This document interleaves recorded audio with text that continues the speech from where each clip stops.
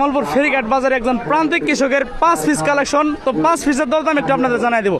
এটা কত চাইতেছেন ভাই? হ্যাঁ 2,20,000। তারপর এটা কত? এটা কত চাইতেছেন? 230। তার এটা কত চাইতেছেন? এই পরটা এটা কত চাইতেছেন? 2,40,000 এটা চাওয়া দাম। এটা চাওয়া দাম কত এটার? 2,20,000 টাকা। এই পাশেটা কত? এটা কত চাওয়া দাম কত? 2,30,000। দর্শক, ওনাদের কিন্তু 5 পিসের চাওয়া দাম আমরা জেনে নিলাম। তো দাম দরের কিন্তু সুযোগ আছে না? কেউ যদি আসে দাম দরের সুযোগ আছে। তো সবাই কিন্তু দাম দর আলোচনা সাপেক্ষে কিন্তু দাম দর করে নিতে পারেন।